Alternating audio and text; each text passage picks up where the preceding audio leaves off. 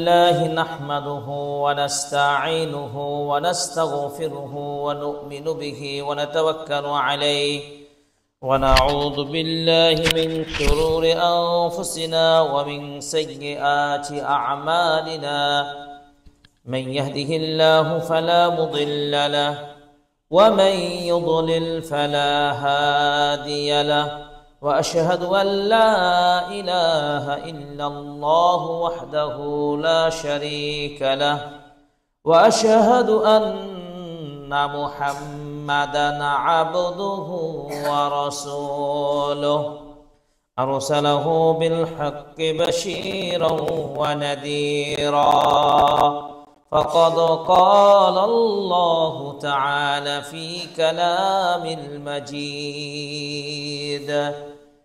أعوذ بالله من الشيطان الرجيم يا أيها الذين آمنوا اتقوا الله حق تقاته ولا تموتن إلا وأنتم مسلمون يا أيها الذين آمنوا اتقوا الله وقولوا قولا سديدا يصلح لكم أعمالكم ويغفر لكم ذنوبكم ومن يطع الله ورسوله فقد فاز فوزا عظيما أما بعد فإن خير الحديث كتاب الله وخير الهدي هدي محمد صلى الله عليه وسلم وشر الأمور محدثاتها وكل محدثة بدعة وكل بدعة ضلالة وكل ضلالة في النار وبعد فأعوذ بالله من الشيطان الرجيم بسم الله الرحمن الرحيم إنا أنزلناه في ليلة القدر وما أدراك ما ليلة القدر ليلة القدر خير من ألف شهر যাবতীয় প্রশংসা জ্ঞাপন করছি একমাত্র সে মহান আল্লাহ সুবহানাহু ওয়া তাআলার জন্য যে রব্বুল আলামিন আজকে পবিত্র মাহে রমজানের একেবারে শেষ লগ্নে শেষ দশকের আমরা উপনীত হতে পেরেছি। যে রব্বুল আলামিন আমাদেরকে সুস্থতার সাথে রমাদানুল মুবারক 1446 হিজরির এই মাসে রমাদানগুলো আমরা 2 দশক প্রায় 20টি সিয়াম আমরা আজকে শেষ করতে যাচ্ছি। এজন্য মহান আল্লাহ সুবহানাহু ওয়া তাআলার অসংখ্য প্রশংসা জ্ঞাপন করছি। সবাই বলি আলহামদুলিল্লাহ। দুরূদ ও সালাম বর্ষিত হোক এ পৃথিবীর সর্বশেষ ও সর্বশ্রেষ্ঠ নবী ও রাসূল, যিনি আমাদের সব কিছুর একমাত্র আদর্শের শ্রেষ্ঠ নবী ও রাসূল। তার আমল, তার নেতৃত্ব, তার কথা বলা, তার হাসা, তার হাসি, তার কান্না, তার ভালোবাসা, তার নেতৃত্ব, তার দিকভাল, তার শাসন, তার বিচার ব্যবস্থা, সব কিছুতেই আমরা একমাত্র যেই ব্যক্তির অনুসরণ করি এবং যার অনুসরণ করে আমরা সত্যিকার ধন্য হব, সেই নবীর প্রতি অসংখ্য দুরূদ ও সালাম বর্ষিত হোক। সবাই বলি সাল্লাল্লাহু আলাইহি ওয়াসাল্লাম। উপস্থিত মুসাল্লিয়ান ইকরাম, আজকের খুতবার আলোচ্য বিষয় আমালুল আশরিল আওয়াখির মিন রমাদান ওয়া আসরারুল ইতিকাফ, তথা রমাদানের শেষ দশকের আমল এবং ইতিকাফের তাৎপর্য এবং হিকমা। এই বিষয়ের উপরে কোরআন ও সুন্নাহর আলোকে এবং সালাফদের দর্শনগুলো দৃষ্টিভঙ্গিতে অত্যন্ত গুরুত্বপূর্ণ আলোচনা খুতবার মধ্যে আমরা উপস্থাপন করার প্রয়াস পাব। আমরা আলোচনাগুলো অত্যন্ত মনোযোগ দিয়ে শুনব। ইনশাআল্লাহ আমরা যদি একটু মনোযোগী হই, তারা আশা করি খুতবার মধ্যের যে বিষয়গুলো আসবে আমাদের ইবাদতের একটু হলো অনুপ্রেরণা জগাবে ইনশাআল্লাহ। দেখুন, সত্যিকার অর্থে আমাদের দুনিয়াতে আগমনের শুরু থেকে নিয়ে যেদিন থেকে আমরা দুনিয়ার আলো বাতাস পেয়েছি, সেই দিন থেকে আমাদের সময় জীবন থেকে ফুরিয়ে যাচ্ছে। আমরা মনে করি যে আমি বড় হচ্ছি, প্রকৃতপক্ষে বড় হচ্ছি না। বাহ্যিক অর্থে শারীরিক অবকাঠামোর দিক থেকে আমরা ক্রমান্বয়ে বৃদ্ধি পেলেও আমাদের মূল জীবনের চালিকা সেটি হলো আমাদের হায়াত, বয়স। এই বয়স একটা নির্দিষ্ট গণ্ডির মধ্যে থাকে, সেখান থেকে একদিন, 2 দিন, 1 মাস, 2 মাস, 1 বছর করতে করতে চলে যায়। এই সময়গুলো চলে যাচ্ছে, আগমন হয়েছে আমরা জেনে গেলাম, কিন্তু প্রস্থান কখন আমাকে চলে যেতে হবে এতটুকু আমাদের কারোই জানা নেই। আজকে আমরা খুতবা দিচ্ছি, আজকে আমরা ইফতারি করতে পারবো এর কোনো গ্যারান্টিও নেই। আমরা হয়তো এই পর্যন্ত আল্লাহর দয়ায় ও রহমতে 19টি সিয়ামের ইফতার করেছি, আর বাকি 9টি বা 10টি বা 11টি সিয়ামের ইফতার করতে পারবো এর কোনো গ্যারান্টি আমাদের লাইফে নেই। এজন্য আমাদের সবচেয়ে বেশি যেটি গুরুত্ব দিতে হবে, সময়ের গুরুত্ব দিতে হবে। আমরা রমজানের শুরুতে যে আনন্দ, উচ্ছ্বাস, ভালোবাসা নিয়ে, যে আগ্রহ নিয়ে রমাদান শুরু করেছিলাম, রমাদানের বরকতগুলো পাওয়ার জন্য আমরা প্রথম সপ্তাহ, প্রথম কয়েকদিন আমরা খুব আগ্রহ ছিল, কিন্তু এর মাঝে কিন্তু আমাদের একটা ভালো অলসতা চলে আসে। এমন অলসতা আসে যে আমরা ওই গতিটা ধরে রাখতে পারি না। তাই আমরা বলতে চাই, রমাদান একটি নির্দিষ্ট কয়েকদিন, 1 মাস ব্যাপী এই বিশাল ইবাদতের মাসটিকে আমাদের বিদায় জানাতে হচ্ছে। মুমিনদের হৃদয়ে যেমন আনন্দ অনুভব করবে, তেমনি এরা কষ্ট অনুভব করবে। মুমিন এদের মধ্য থেকে এই গুরুত্বপূর্ণ সময়গুলো চলে যাচ্ছে। এর জন্য আমরা আপনাদেরকে খুতবার মাধ্যমে আবারও সেই অনুপ্রেরণা জাগাতে চাই নিজের মধ্যে এবং আপনাদের মধ্যে। আল্লাহ রাব্বুল আলামিন যেন আমাদের ঈমানি দীপ্তময় শক্তি যেন দান করেন, আমিন। আল্লাহ রাব্বুল আলামিন এই রমাদানের শেষ দশকের যে বিশেষ গুরুত্ব অফারগুলো দিয়েছেন, এগুলো যেন আমরা কাজে লাগাতে পারি। এই শেষ দশকের আমলের গতি, শক্তি কেমন হবে, এই দর্শন, এর বাস্তবতা আমরা যদি খেয়াল করি, তাহলে সরাসরি চলে যাব আমাদের প্রিয় নবী মুহাম্মদ সাল্লাল্লাহু আলাইহি সাল্লামের দর্শনের দিকে। এই রমাদান মাসের গুরুত্ব সবচেয়ে বেশি আমরা পেয়েছি, কারণ এই মাস আল্লাহ সুবহানাহু ওয়া তাআলা পুরো মাস ব্যাপী সিয়াম ফরজ করেছেন এবং এই সিয়ামের মর্যাদা, এই মাসের মর্যাদা আল্লাহ বৃদ্ধি করেছেন। এই মাসেই কোরআনুল কারীম অবতীর্ণ করেছেন এবং সেই কোরআন অবতীর্ণ করেছেন কোন দিনে? লাইলাতুল কদর, সম্মানিত মহিমান্বিত রজনীতে। এই মহিমান্বিত রজনীগুলো কবে, কোন দিনে, সেটা রাসূল সাল্লাল্লাহু আলাইহি সাল্লামের বক্তব্যে স্পষ্ট, রমাদানের শেষ দশকে। তাহলে এই কোরআন শেষ দশকে অবতীর্ণ হয়েছে, তাহলে বোঝা যায় এই শেষ দশকের মর্যাদা আরো বেশি।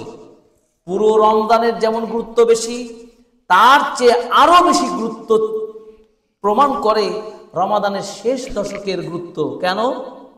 কোরআন অবতীর্ণ হয়েছে তাই। কারণ কোরআনের সম্পর্ক যার সাথে তার মর্যাদা বেড়েছে। প্রিয় ভাইরা, আমাদেরকে খেয়াল রাখতে হবে। দেখুন, 5টি কথা আমরা বলবো।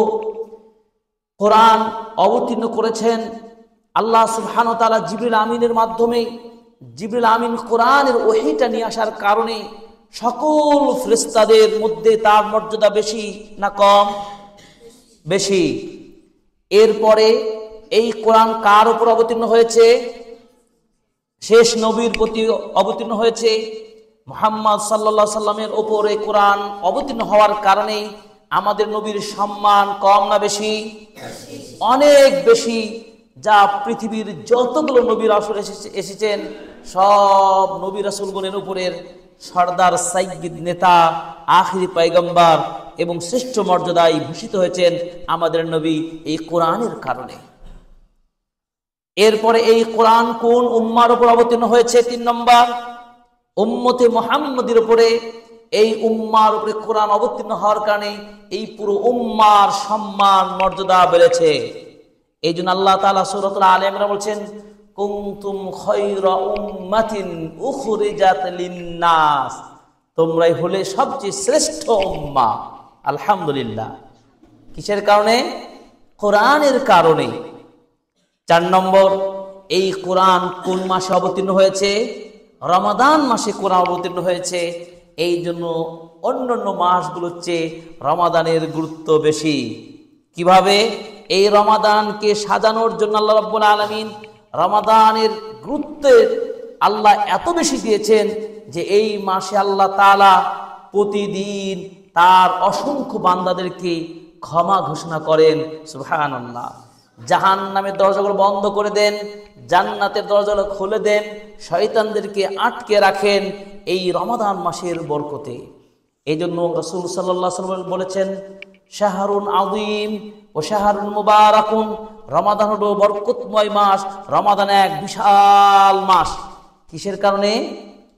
কোরআন নাজিল হয়েছে এই মাসে, তাই এই মাসের মর্যাদা বেড়ে গেল।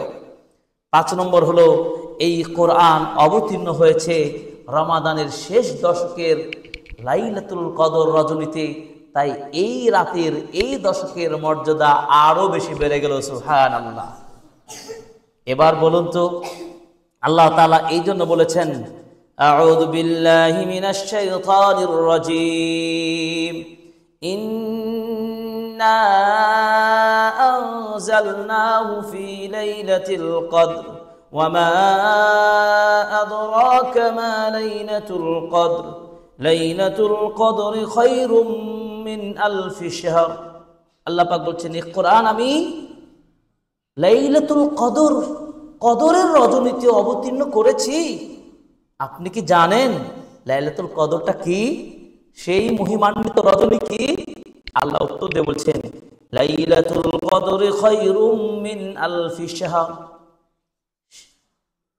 1000 মাসের চেয়ে উত্তম। সুবহানাল্লাহ। তাহলে এই রাতগুলোকে পাওয়ার আকাঙ্ক্ষা কার কার জাগে? কার কার জাগে? এই রাতগুলো পাওয়ার আকাঙ্ক্ষা আমাদের সবার রয়েছে। যেহেতু এই রাত 1000 মাসের চেয়ে উত্তম, অতএব এই রাতকে পাওয়ার জন্য আমি আপনি কি করতে পারি? কোন ধরনের পদক্ষেপ গ্রহণ করলে শেষ দশককে ফলপ্রসূ, প্রোডাক্টিভ শেষ দশককে আমরা পালন করতে পারবো, সেই কথাগুলোই কিন্তু আপনাদেরকে আমরা বলবো। আমরা শেষ দশকের আমলগুলোকে যদি খুঁজতে চাই, তাহলে সবচেয়ে গুরুত্বপূর্ণ দৃষ্টিভঙ্গি হলো আমরা রাসূল সাল্লাল্লাহু আলাইহি ওয়াসাল্লামের আচরণ, তার দর্শন, তার আমল আমরা ফলো করব। কেননা রাসূল সাল্লাল্লাহু আলাইহি ওয়াসাল্লামের হাদিস সহিহ মুসলিম, কান রাসূলুল্লাহ সাল্লাল্লাহু আলাইহি ওয়াসাল্লাম ইয়াজতাহিদু ফিল আশরিল আওয়াখির মা লা ইয়াজতাহিদু ফি গায়রিহি, তিনি রমাদানের শেষ দশকে আমল করার জন্য যত বেশি চেষ্টা করতেন, অন্যগুলোতে এত বেশি চেষ্টা করতেন না। কি বোঝা গেল? শেষ দশকে তিনি আরো বেশি চেষ্টা করতেন অন্য প্রচেষ্টার চেয়ে। তাহলে আমাদের প্রচেষ্টার গতি, আমলের পরিমাণ বাড়াতে হবে না কমাতে হবে? বাড়াতে হবে। কারণ রাসূলুল্লাহ সাল্লাল্লাহু আলাইহি ওয়াসাল্লাম ইদা দাখালা যখন শেষ দশকে প্রবেশ করতেন, শেষ দশক চলে আসতেন, তখন তিনি আহিয়াল লাইলা ওয়া আইকাদা আহলাহু, তিনি শেষ দশকের রাতগুলো তিনি জাগতেন এবং পরিবারকেও জাগাতেন। ওয়া জাদ্দা ওয়া শাদ্দাল মিজা, এবং তিনি তার কোমরের কাপড়কে তিনি আরো শক্ত করে বাঁধতেন। কেন? যে এই 10 দিন যেহেতু বিশেষ গুরুত্বপূর্ণ সময়, এই 10 দিনের কোনোভাবে এই গুরুত্বপূর্ণ সময়কে আমি মিস করতে চাই না, নষ্ট করতে চাই না, এর পরিপূর্ণ গুরুত্ব মর্যাদা আমি হাসিল করতে চাই। এটা কার আদর্শ? নবী সাল্লাল্লাহু আলাইহি সাল্লামের আদর্শ। আল্লাহ তাআলা এই শেষ দশকে লাইলাতুল কদর রাখলেন, যেই লাইলাতুল কদর বছর হাজার হাজার মাসের চেয়ে উত্তম বললেন। এবং এই জন্য তিনি বলতেন, তাহাররাউ লাইলাতুল কদর ফিল আশরিল আওয়াখির মিন রমাদান, তোমরা রমাদানের শেষ দশকে এই রাতটাকে তালাশ করো। এবার আসুন কিভাবে তালাশ করতে পারি এই শেষ দশকের? আমরা কি বিশেষ একদিন বা এক রাত, দুই রাত, তিন রাত এইভাবে চেষ্টা করলেই পাবো? যেহেতু বিশাল এই গুরুত্বপূর্ণ রাতটি পাওয়ার জন্য আপনাকে সর্বোচ্চ শক্তি দিতে হবে। এই জন্য শাইখুল ইসলাম ইমাম ইবনে তাইমিয়া রাহিমাহুল্লাহ তিনি বলেছেন কি, 788 হিজরিতে যিনি মৃত্যুবরণ করেছেন, শাইখুল ইসলাম ইমাম ইবনে তাইমিয়া রাহিমাহুল্লাহ বলেছেন, ওয়া ইযা কানা আল-আমরু হাকাদা ফায়ামবাগি আন ইয়াতাহাররাহাল মুমিন ফিল আশরিল আওয়াখিরি জামিইহি। যখন বিষয়টা এমনই ঘটছে যে লাইলাতুল কদর শেষ দশকেই রয়েছে, সুতরাং একজন মুমিনের উচিত এই লাইলাতুল কদর পাওয়ার জন্য পুরো 10 দিনই চেষ্টা করা উচিত। সুবহানাল্লাহ। কারণ আপনি একদিন করতে যাবেন, আপনি তো জানেন না আজকে 21 নাকি 22 না 23 না 27 না 29, জানেন না। যেহেতু এই 10 দিনের মধ্যেই পাওয়া যাবে, তাই এই 10 দিনে পুরো রাত জাগবো। কে বলেছেন এটা? ইমাম ইবনে তাইমিয়া রাহিমাহুল্লাহ বলেছেন। সুতরাং আমরা ইমাম খতিবগণ আমাদের ত্রুটি আছে। আমরা কি করি? সমাজের মানুষকে পিওর আদেশ, পিওর আমল, হুবহু নবীর আদর্শগুলো সেভাবে ব্যাখ্যা করতে পারি না, বা আমাদের সালাফদের দর্শনী যে আমলগুলো ছিল সেগুলো তুলে ধরতে পারি না। তখন কি হয়? উল্টো আমাদের সমাজের মানুষ একদিনকে খুব প্রাধান্য দিয়ে বসে, 27 রাত্রিকে বিশেষ মর্যাদার সাথে পালন করা হয়। এটা একেবারেই মূর্খতা, একেবারে পাগলামি ছাড়া কিছুই নয়। আমার বিবেক, জ্ঞান, বিচক্ষণতা আমাদের সালাফ ইমাম ইবনে তাইমিয়ার মতো নয়। এবং আমাদের নবী মুহাম্মদ সাল্লাল্লাহু আলাইহি সাল্লামের দর্শনটা কি? তিনি কি মাত্র এই একদিন বা 27 রাতকে তিনি গুরুত্ব দিয়েছেন? না। ইয়াতাকিফু ইয়ালতামিসুহা, এই রাতটাকে পাওয়ার জন্য যেই কাজটি আপনাকে করতে হবে সেটা হলো ইতিকাফ করতে হবে।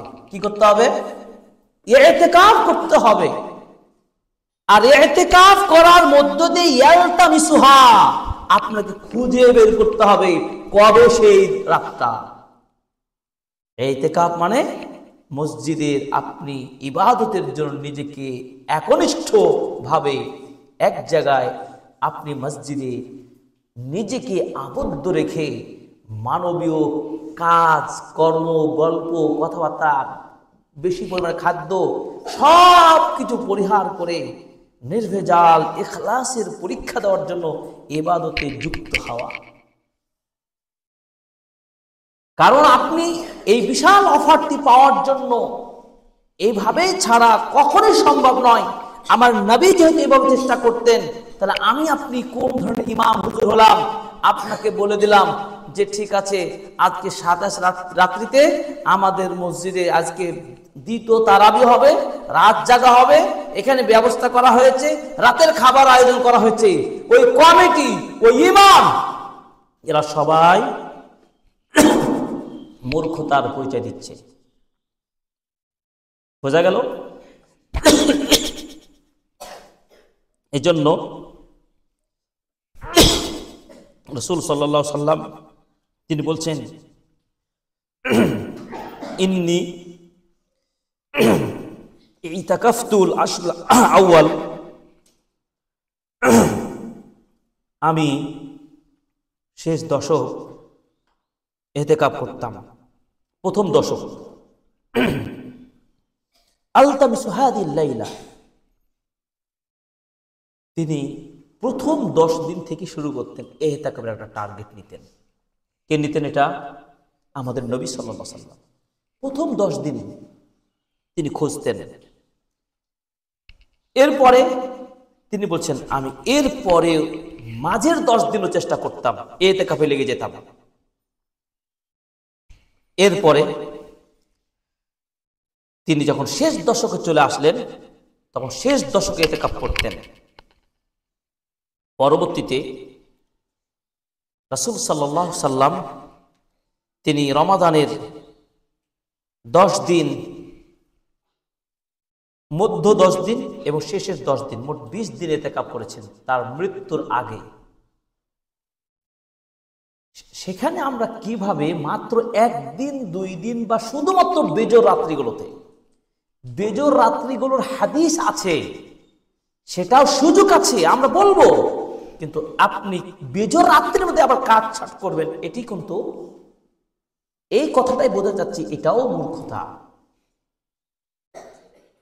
আপনি বেজর রাত্রিগুলো 5 দিন আপনি অবশ্যই জাগবেন, তারপরেও যাতে মিস না হয়ে যায়, ছুটে না যায় কোনোভাবে।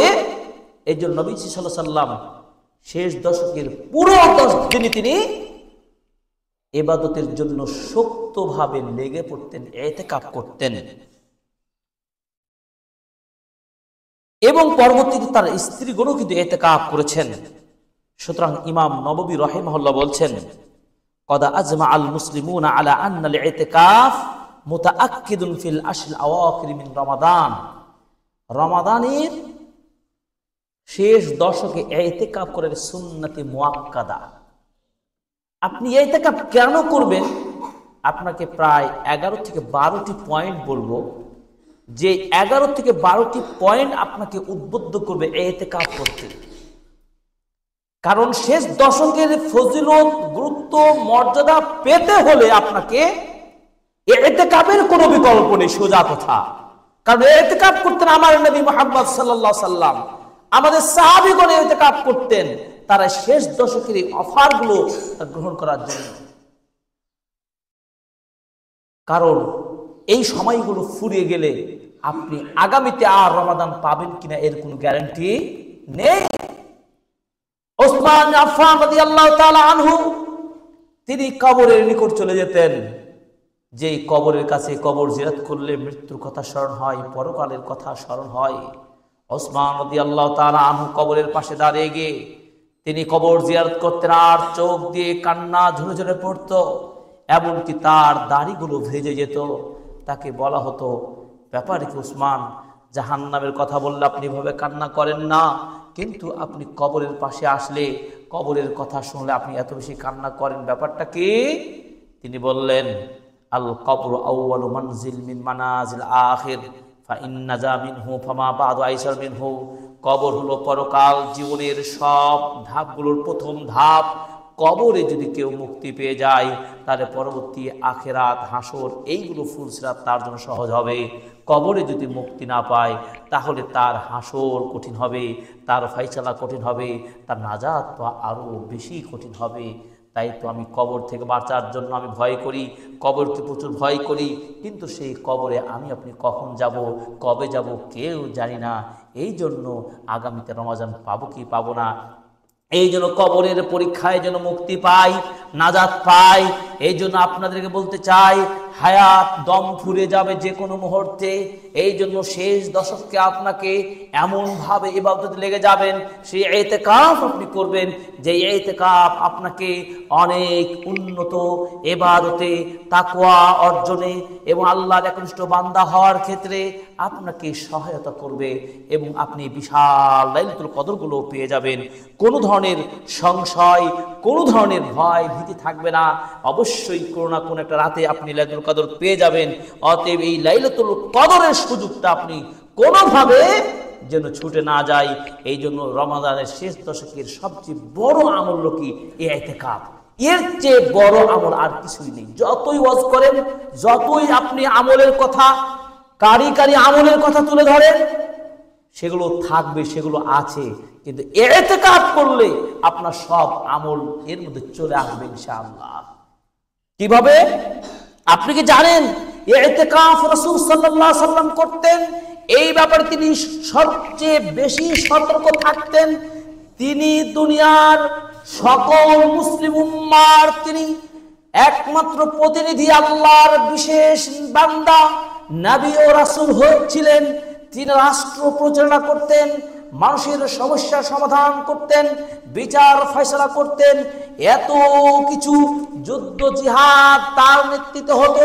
সব কিছু নিয়ে তিনি ব্যস্ত থাকা সত্ত্বেও এত ব্যস্ততাকে তিনি দূরে ঠেলে দিয়ে তারপরও শেষ 10 দিন তিনি ইবাদতের জন্য নিজেকে যুক্ত করতেন।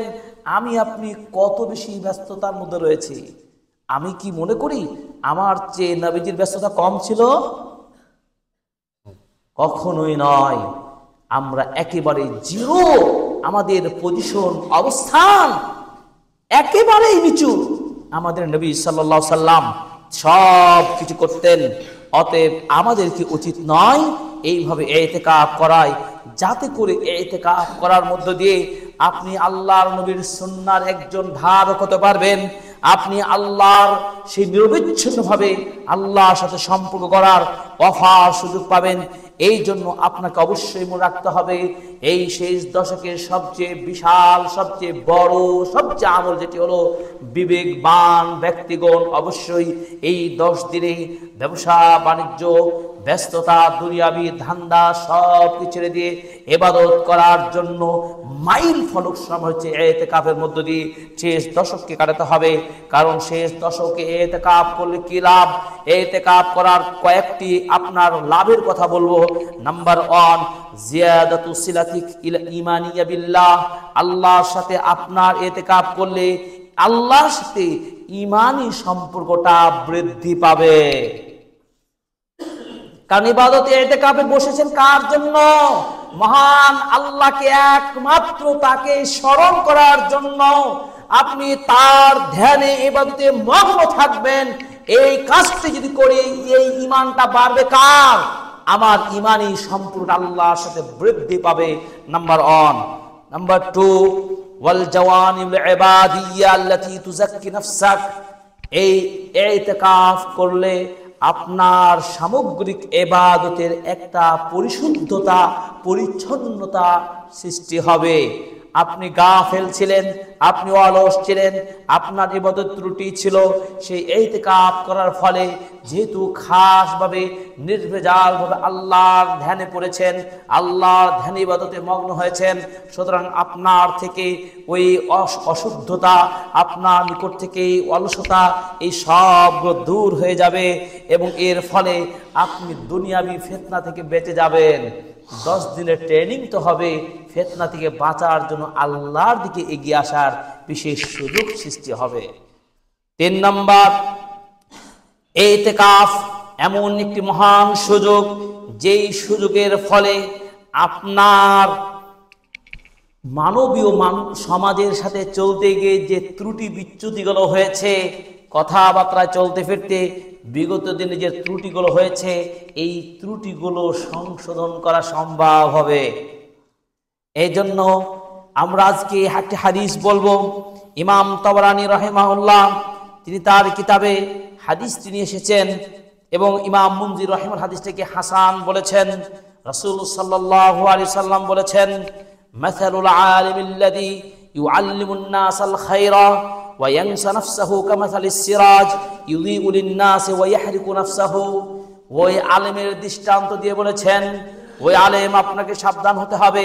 আমি নিজেকেও সাবধানতা অবলম্বন করছি এবং ওই সমস্ত আলেমদেরকে সাবধান করছি যারা জ্ঞান অর্জন করেছেন, যারা মানুষকে কল্যাণের কথা বলেন, যারা মানুষকে দ্বীন শিক্ষাদান করেন।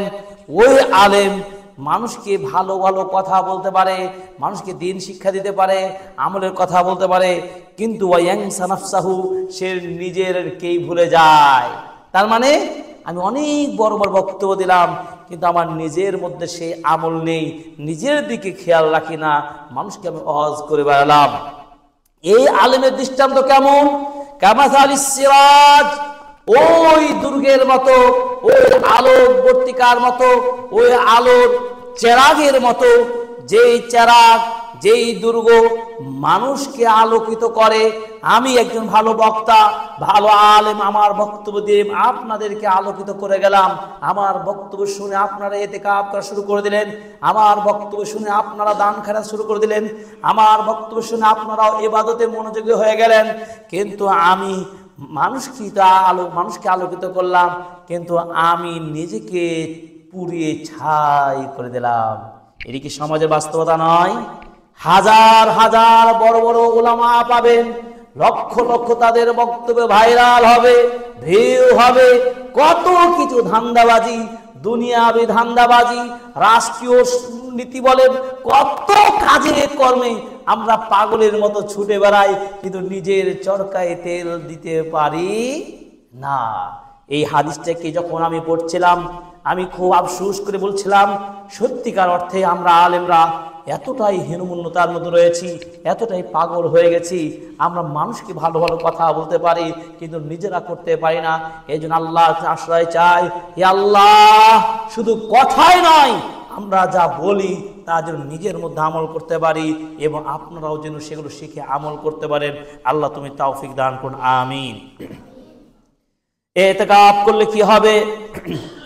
ইতিকাফ করলে আপনার সব নেককার বান্দাদের সাথে আপনার সুসম্পর্ক গড়ে উঠবে এবং ভেজাল এবং দুর্ভাগা অসুস্থ মনের মানুষগুলো থেকে নিজেকে হেফাজত করতে পারবেন। তার মানে কি? আপনি ইতিকাফ না করলে অবশ্যই দেখবেন আপনার বন্ধু বান্ধব আশেপাশে যারা রয়েছেন তাদের সাথে গল্প গুজব করে বসবেন, আপনার ইবাদত আপনার মিস হয়ে যাবে। কিন্তু আপনি যেভাবে আল্লাহকে সময় দিতেন, যেভাবে শেষ দশক কাটাতেন, সেটা আপনি পারবেন না। এই জন্য ইবনুল জাওজি রাহিমাহুল্লাহ বলেছেন, তিনি শক্ত করে বলেছেন যে আউযু বিল্লাহি মিন সিয়ারি হাউলাইল্লাযিনা নুআশিরুহুম, আমি আশ্রয় চাচ্ছি ওই সব লোকদের থেকে যাদের সাথে আমি একসাথে বসবাস করি, একসাথে চলাফেরা করি, তাদের থেকে আশ্রয় চাই। লা নারা ফীহিম যাহিম হিম্মাতিন আলিয়াতিন, আমি তাদের মধ্যে এমন কোনো ব্যক্তিকে দেখতে পাই না, আমার বন্ধু সাথীদের মধ্যে কাউকে দেখা যায় না তার মধ্যে হিম্মত আছে, তার মধ্যে উচ্চ আকাঙ্ক্ষা আছে ইবাদতের, এমন কোনো ব্যক্তিকে বন্ধুকে খুঁজে পাই না যে ফাইকতাদা বিহিল মুবতাদিউন, যে কোনো প্রাথমিক পর্যায়ের ইবাদতকারী কোনো ব্যক্তিরা তার অনুসরণ করে ইবাদত শিখবে, তাকে দেখে তাকওয়াবান হবে, তাকে দেখে দান করা শিখবে, এমন কোনো বন্ধু বান্ধব আমি খুঁজে পাই না। আজ থেকে কত বছর আগে 752 হিজরিতে মৃত্যুবরণ করেছেন ইমাম ইবনে কাইয়িম রাহিমাহুল্লাহ, ইমাম ইবনে তাইমিয়ার ছাত্র, তিনি কথা বলছেন, আমি ভালো মানুষ আর দেখতে পাচ্ছি না, এমন কোন ব্যক্তিকে দেখি না যে তার মধ্যে বিশেষ তাকওয়া আছে, তাকে দেখে অন্য ব্যক্তি তাকওয়াবান হবে। ভেবে দেখেন তাহলে কত বছর আগে সালাফদের আমলে যদি এই ধরনের চিন্তা থাকে, ভালো মানুষের সংখ্যা নাই, আমলদারের সংখ্যা একেবারে নগণ্য, বর্তমান ফিতনার সময়, তাহলে আমরা কত ব্যস্ততায় রয়েছি, কত ধান্দায় রয়েছি, কত কিছু অজুহাত দিয়ে আমরা আমল থেকে পিছিয়ে রয়েছি। আমাদেরকে কে বা বন্ধু করবে আর আমরাই কাদেরকে বন্ধু করব, আমরা কি চিন্তা করেছি? 5 নম্বর হলো ইতিকাফ করার মধ্য দিয়ে আপনি একমাত্র নির্ভেজাল আল্লাহর জন্যই যে ইবাদত করেন এই ইখলাসের পরীক্ষা দিতে পারবেন। আপনি যে একমাত্র ইখলাসী বান্দা, আপনার কথার জোর খুব ভালো, আপনার বক্তব্য খুব ভালো, আপনাকে দেখে মানুষ ফলো করে, কিন্তু দেখা যাবে আপনি ইতিকাফ করে আল্লাহকে খুশি করতে পারছেন কিনা সেটা দেখতে হবে। দেখুন আপনার ইখলাস আছে কিনা। একজন কথা বলি, একজন সালাফ এর কথা উল্লেখ করি, তিনি একদিন প্রথম কাতারে সালাত আদায় না করতে পেরে দ্বিতীয় কাতারে সালাত আদায় করলেন। তিনি তখন বুঝতে পারলেন যে আমি আজকে প্রথম কাতারে সালাত মিস করে দেওয়ার কারণে আমি প্রথম কাতারে যে আনন্দ পেতাম, যে সম্মান পেতাম, এটা আজকে আমি মিস করছি, আমি এটা হাতছাড়া করে দিলাম। তো সালাফগণ বলছেন ওই ব্যক্তি মূলত যে প্রথম কাতারে সালাত আদায় করতে না পারা, এটার আনন্দ পাওয়া আর না পাওয়া এটি মানুষকে দেখানোর জন্য হতো, অর্থাৎ মানুষ যাতে বলে যে আব্দুর রহমান প্রথম কাতারেই নামাজ পড়ে, মানুষ তাকে প্রথম কাতারে মনে করবে। আসলে এটা লক্ষ্য নয়। ইখলাস একটা ভিন্ন জিনিস। ইখলাস হচ্ছে আপনি একমাত্র আল্লাহকে খুশি করার জন্য ইবাদত করবেন, আল্লাহ তাআলা আপনার ওই অন্তরটাই দেখবেন, তাকওয়াটা দেখবেন। আপনি চেষ্টা করবেন প্রথম কাতারের গুরুত্ব তো অবশ্যই অবশ্যই আছে, কিন্তু আপনার তাকবীরাত উলা ছুটবে না। আপনি সবসময় আনুগত্যতার সাথে আপনি সর্বসময়ের প্রথম সালাত আদায়ের অগ্রগামী হবেন একমাত্র আল্লাহকে খুশি করার জন্য। তাই ইতিকাফ করলে আপনার মধ্যে এই ধরনের ইখলাসের ত্রুটি থেকে আপনি মুক্ত হতে পারবেন। 6 নম্বর কি, এই ইতিকাফ করার মাধ্যমে ইখলাসের পরীক্ষা যেমন হবে, আপনি অহেতুক কথাবার্তা থেকে আপনি রক্ষা পাবেন। 7 নম্বর কি, ইতিকাফ করলে আপনার চোখের মধ্যে একটা কান্নার ঝোল আসবে, এই কান্না করতে গিয়ে আপনার অশ্রু বয়ে যাবে। আলী রাদিয়াল্লাহু তাআলা আনহু, ওমর রাদিয়াল্লাহু তাআলা আনহু, আবু বকর রাদিয়াল্লাহু তাআলা আনহু তারা কান্না করতে করতে তাদের চোখগুলো ভাসিয়ে দিতেন। এমনকি ওমর রাদিয়াল্লাহু তাআলা আনহুর 2 গালের উপরে 2টা দাগ পর্যন্ত হয়ে গেছিল, তারা এত বেশি কান্না করতেন। আবু বকর রাদিয়াল্লাহু তাআলা আনহু তিনি কোরআন ধ্যান করতেন, আরো বেশি কান্না করতেন। তাই ইতিকাফ করলে আপনি নিজেকে অনুনয় বিনয়ী একজন বান্দা হিসেবে নিজেকে গড়ে তোলার সুযোগ পাবেন। ইতিকাফ করলে 8 নম্বর হলো আপনি সালাফদের ইবাদতের সাথে নিজেকে পরিচয় করতে পারবেন। ইতিকাফ করলে সালাফদের ইবাদতের মতো করে নিজেকে গড়তে পারবেন। কিভাবে দেখুন, ইমাম ইবনে কাইয়িম রাহিমাহুল্লাহ বলছেন যে হাজারাতু শাইখুল ইসলাম ইবনে তাইমিয়া মারাতান সাল্লাল ফাজরা, আমি একজন ইমাম ইবনে তাইমিয়া রাহিমাহুল্লাহর সাথে ফজরের সালাত আদায় করলাম। এরপর ইমাম ইবনে তাইমিয়া রাহিমাহুল্লাহকে দেখলাম তিনি মসজিদে ফজরের সালাত আদায় করে তিনি জোহর পর্যন্ত তিনি কি করলেন, জোহরের কাছাকাছি সময় পর্যন্ত আল্লাহর জিকিরের ধ্যানেই থাকলেন। এরপর ইবনে তাইমিয়া রাহিমাহুল্লাহ ইবনে কাইয়িমের দিকে তাকিয়ে বললেন যে এটাই হচ্ছে আমার খাদ্য, আমি যদি এই খাদ্যটা গ্রহণ না করি, এই জিকির আজকার এই হজ না করি, আমার শক্তি দুর্বল হয়ে যাবে। সুবহানাল্লাহ, সালাফদের আমল দেখুন। অতএব ইতিকাফ করলে আপনি পুরো টাইমটা জিকির আজকার মধ্যে কাটাতে পারবেন। ইতিকাফের 9 নম্বর হলো ইতিকাফ করলে আপনি একেবারে নিয়মতান্ত্রিকভাবে ইবাদত করার অভিপ্রায় পাবেন এবং আপনি নিজেকে আরো দায়িত্বশীল মনে করতে পারবেন। আল্লাহ তাআলা আমাদেরকে সে তৌফিক দান করুন, আমিন। 10 নম্বর ইবাদত, 10 নম্বর হলো ইতিকাফ করতে পারলে আপনি নিজেকে আরো বেশি আল্লাহ ভীতি অর্জন করতে পারবেন এবং আপনি নিজেকে আরো বেশি প্রস্তুত করতে পারবেন। কিয়ামুল লাইলে আপনি লম্বা আপনি তেলাওয়াত করে লম্বা তেলাওয়াত করে বেশি রাতে সালাত আদায় করবেন। এই জন্য সুফিয়ানুস সাউরি তার আমল দেখুন, ইদা আসবাহা মাদ্দা রিজলাহি ইলাল হায়াতে, লম্বা রাত জেগে তিনি তাহাজ্জুদে সালাত আদায় করতেন। তার 2 পা ফুলে যেত, যখন সকাল হতো তখন 2 পাটা তিনি মাটির সাথে দিয়ে অলের দিকে তিনি উঁচু করে দাঁড় করাতেন, এভাবে উঁচু করে দাঁড় করতেন, কারণ ওই পায়ের রক্তগুলো যেন আবার স্বাভাবিক হয়। আপনারা জানেন লং টাইম সফর করলে বসে থাকলে পায়ে একটা রস নেমে যায়, লং টাইম দাঁড়িয়ে থাকলে একটা পায়ে একটা ক্লান্তি আসে। তারা কত লম্বা ইবাদত করতেন। রাসূলুল্লাহ সাল্লাল্লাহু আলাইহি সাল্লাম এত বেশি ইবাদত করতেন, রাতের সালাত আদায় করতেন, তার পাগুলো ফুলে যেত।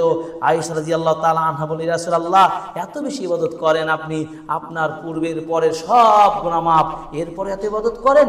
তিনি বললেন, আমি কি আল্লাহর শুকরগুজার বান্দা হব না? অতএব প্রিয় হাজিরিন, আমরা সেই কাজটি করব।